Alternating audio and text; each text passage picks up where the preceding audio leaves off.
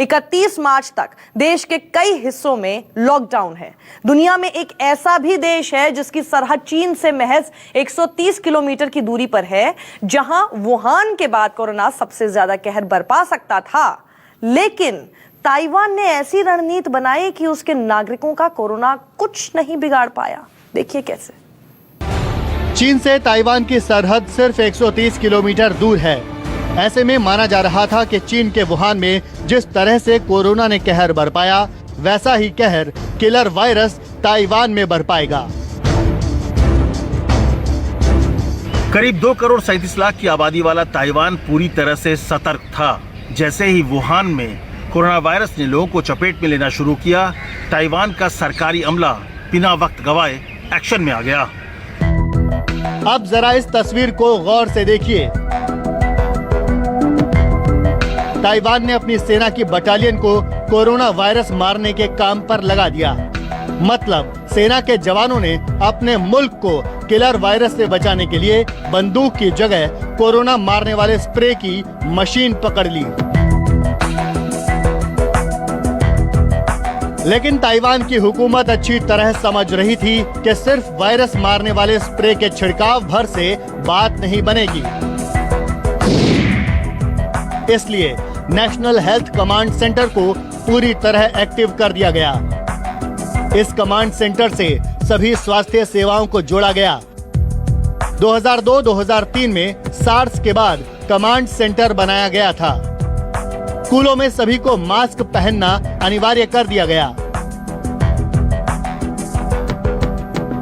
चीन में करीब 8,50,000 ताइवानीज रहते हैं और काम करते हैं। ऐसे में ताइवान ने फरवरी के पहले सप्ताह से ही सर्जिकल मास्क बांटने शुरू कर दिए। चीन से यात्रा कर रहे लोगों की एंट्री पर रोक लगा दी। चीन से करीब 30 लाख लोग हर साल ताइवान आते जाते रहते थे। कोरोना वायरस के संक्रमण को रोकने के लिए जरूरी था बाहरी लोगों के आने जाने पर प्रतिबंध लगाना। ऐसे में ताइवान ने अपने नागरिकों पर चीन, हांगकांग और मकाओ जाने पर रोक लगा दिया। मकाऊ और हांगकांग से आने वाले लोगों को 14 दिनों तक एकांत में रखा गया। तमाम सार्वजनिक इमारतों में हैंड सैनिटाइजर और फीवर चेक अनिवार्य कर दिया गया। इसका फायदा ये हुआ कि जहां चीन में कोरोना के मामले तेजी से बढ़ रहे थे, वहीं ताइवान ने कोरोना संक्रमण रोक दिया। सर्जिकल मास्क के निर्यात पर रोक लगा दी, जिससे मास्क की कमी नहीं हुई। ताइवान ने अपने संसाधनों को बहुत सोच समझकर इस्तेमाल किया।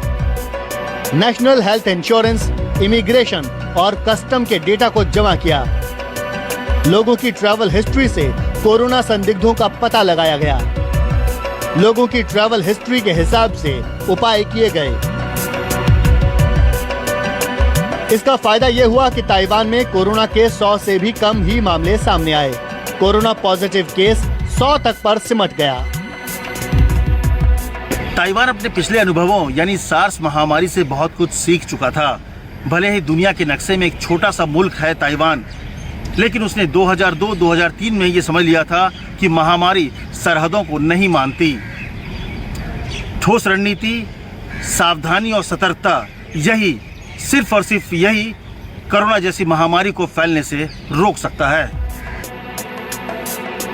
ताइवान सरकार ने कुछ ऐसे ऐप बनाए जिनके जरिए ताइवान की धरती पर कदम रखने वाले लोग QR कोड को स्कैन कर अपने लक्षण और अपनी यात्राओं की पूरी जानकारी दे सकें।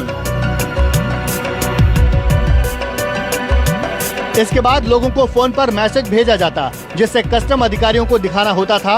इससे कस्टम अधिकारी मौजूद डेटा के आधार पर आसानी से तय कर पाते थे कि किसे एंट्री देनी है और किस पर नजर रखनी है। 港澳旅行史的、旅游史的，一律回来都要做居家检疫14天。ताइवान ने मुल्क में हर तरह के सार्वजनिक कार्यक्रमों पर रोक लगाई। हर तरह के धार्मिक कार्यक्रमों पर भी रोक। नियम तोड़ने पर भारी जुर्माना लगाया गया। क्वारंटाइन से जुड़े आदेश नहीं मानने पर 25 लाख तक का जुर्माना। कोरोना को हराने के लिए न सिर्फ ताइवान की सरकार ने बहुत संजीदगी से काम किया, बल्कि वहां के लोगों ने सरकार का पूरा साथ दिया।